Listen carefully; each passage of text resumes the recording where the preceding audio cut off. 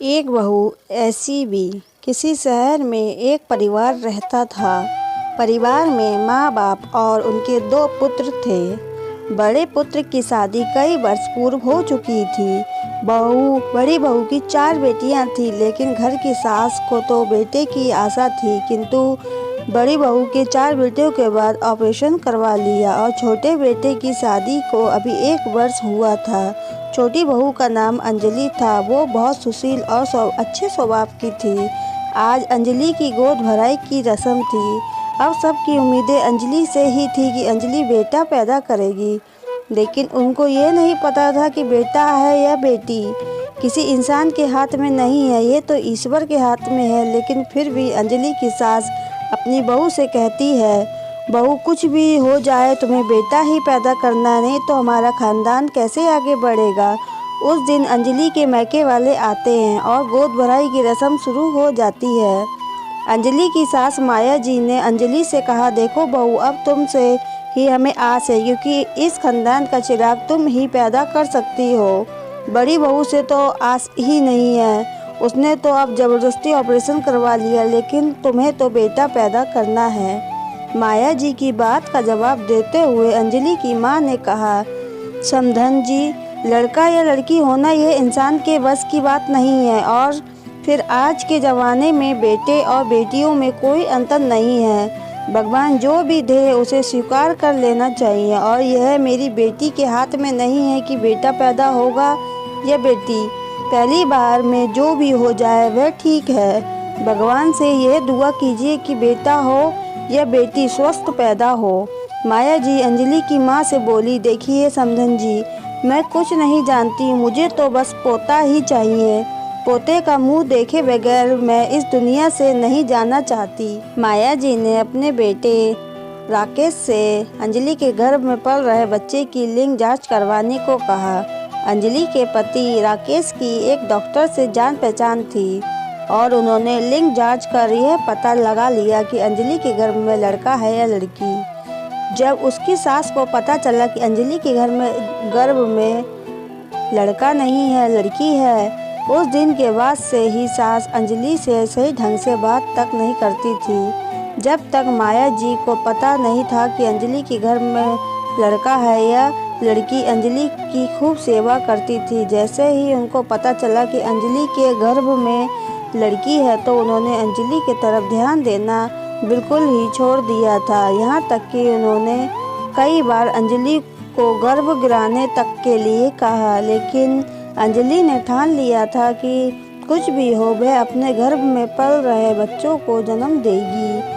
और धीरे धीरे 9 महीने कब बीत गए पता भी नहीं चल पाए, और आखिरकार अंजलि ने एक सुंदर फूल सी बच्ची को जन्म दिया। हॉस्पिटल में नर्स ने जब माया जी को अंजलि की बेटी को पकड़ाया, तो उन्होंने पकड़ तो लिया, लेकिन ऐसे जैसे मानो हाथ में किसी इंसान के बच्चे को नहीं, बल्कि कोई गंदी चीज़ को पकड़ लिया हो। अंजलि अब हॉस्पिटल से घर आई तो उसकी सास अब अंजलि से ढंग से बात भी नहीं करती थी। अंजलि की बच्ची को तो कभी गलती से भी नहीं छूती, लेकिन एक बात अच्छी थी कि अंजलि को जेठानी बहुत अच्छी लगती थी और वो अंजलि की बेटी की भी कभी कभी देखभाल कर लेती थी। अंजलि ने अपनी बच्ची का नाम नित्या रखा, लेकिन वह अपनी दादी का प्यार नहीं पा सकी। वह जब भी दादी माँ माया जी के पास जाती, दादी उसे डांट फटकार कर भगा देती।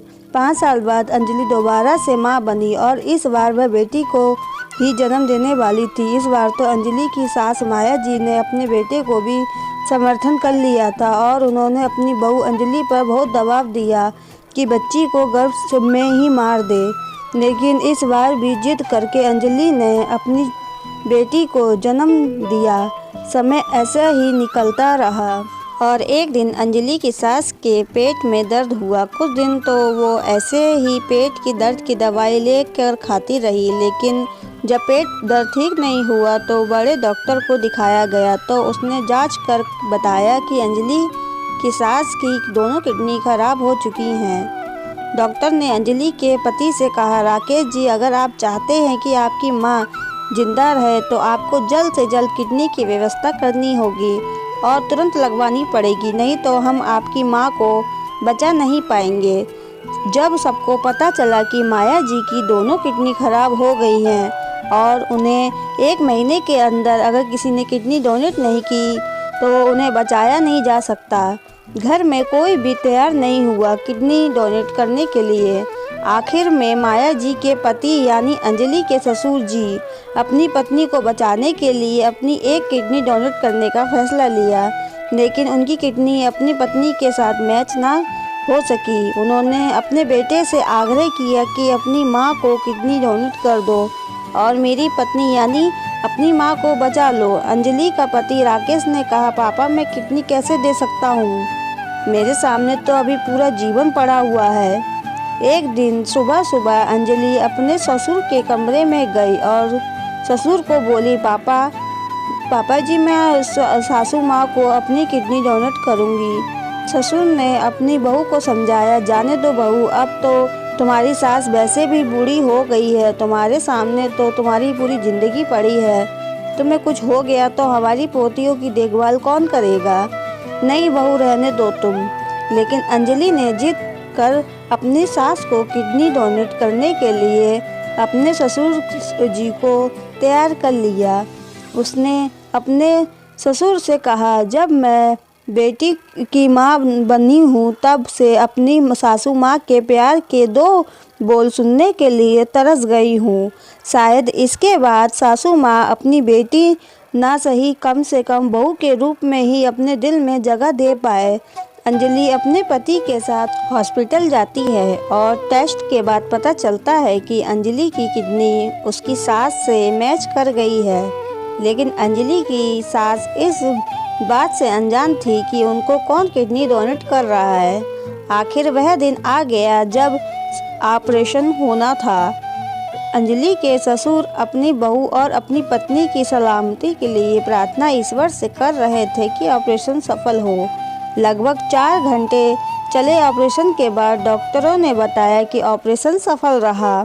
होश में आने के बाद अंजलि की सास माया जी ने अपने पति से कहा, आप मुझे ये बताओ कि मुझे किडनी किसने डोनेट की, मैं जानना चाहती हूँ। लेकिन माया जी को जब पता चला कि अंजलि ने उनको अपनी किडनी डोनेट की है तो वह सिसक कर रोने लगी। उन्होंने अपने पति से कहकर तुरंत अंजलि को अपने पास बुलाया।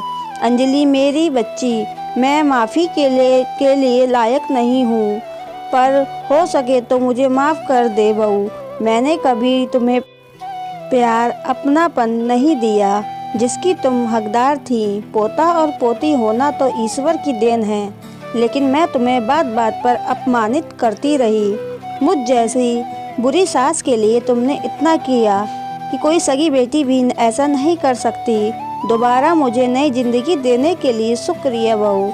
बस करिए मम्मी जी, आपको कुछ नहीं होगा। मैं तो बस यही चाहती थी कि आपके दिल में छोटी सी जगह मिल जाए, आपका प्यार और आशीर्वाद मिल जाए, मेरे लिए बहुत है। आप स्वस्थ हो गई हैं, ये देखकर मुझे बहुत खुशी हो रही है। कुछ ही देर में माया जी का सारा परिवार उनके पास खड़ा था।